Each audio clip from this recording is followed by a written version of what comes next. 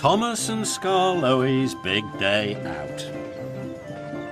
It was a beautiful bright summer on the island of Sodor. Thomas the tank engine was taking passengers to the seaside. In the summer holidays, Thomas went there nearly every day. One morning, the Fat Controller came to see Thomas. "I have an important special for you," he said. "I need you to take some steel pipes to the wharf." Thomas was delighted. There were lots of sights to see on the way to the wharf. First, Thomas passed the Scottish castle. Next, he went through Shen Valley. And finally, he looked at the wonderful view from the top of Gordon's Hill. But when Thomas arrived at the wharf, he saw Skarloey. Skarloey looked very sad. He had broken down. "There's no one to take me to the mender's yard," Skarloey chuffed. "Maybe I can take you," puffed Thomas. "Please, sir," Thomas asked the Thin Controller, "can I take Skarloey to the menders?" "Skarloey is very heavy," said the Thin Controller. "I'm sure I can pull him," puffed Thomas, "and I've finished all my other jobs." "Very well," said the Thin Controller, "but you must go straight there." "Yes, sir," whistled Thomas. "The coupling on the flatbed is old, so take care," he added. So Skarloey was loaded onto the flatbed. Skarloey was sad. "I don't like going to the menders," he puffed. Thomas wanted to cheer Skarloey up. "I'll show you some wonderful new sights you'll never see in the mountains," chuffed Thomas cheerfully. "This will be your big day out." And Thomas puffed away, pulling his friend carefully behind him.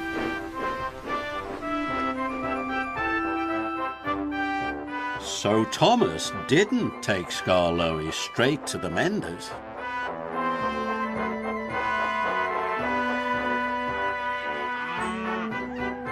He puffed through the farms and forests until they arrived at the Scottish castle. "There," puffed Thomas proudly. "Isn't it wonderful?" "It's very nice," chuffed Skarloey. "But we have a castle in the mountains." "Then I'll show you Shen Valley," puffed Thomas. Thomas and Skarloey puffed through the flowery fields and the green meadows of Shen Valley. "There," whistled Thomas grandly. "It's very nice," chuffed Skarloey. "But we have green valleys in the mountains." Thomas felt sad. He wanted Skarloey to have a big day out. He had to find something that Skarloey had never seen before. "I know," puffed Thomas. "I'll show you the view from the top of Gordon's Hill."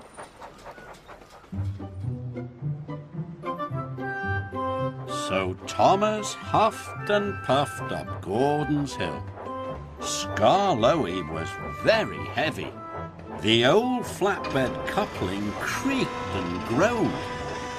But still Thomas huffed and chuffed as hard as he could. Then there was trouble.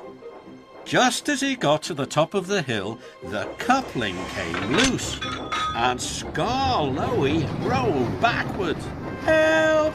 cried Skarloey, but it was too late. Skarloey's flatbed biffed into the sidings and came off the track.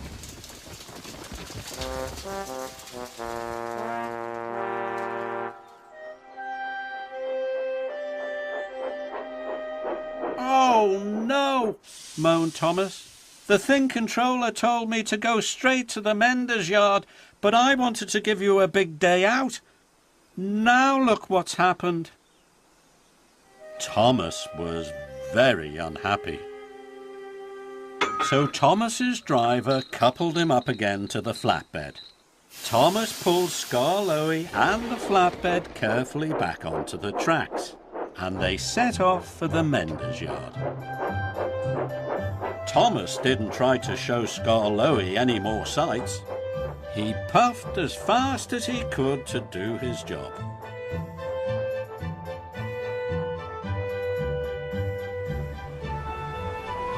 The fastest way to the mender's yard was the track by the seaside.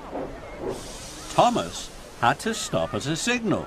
Skarloey looked out at the sea and the sand. There were sandcastles, donkey rides, and children eating ice cream. It looked marvellous.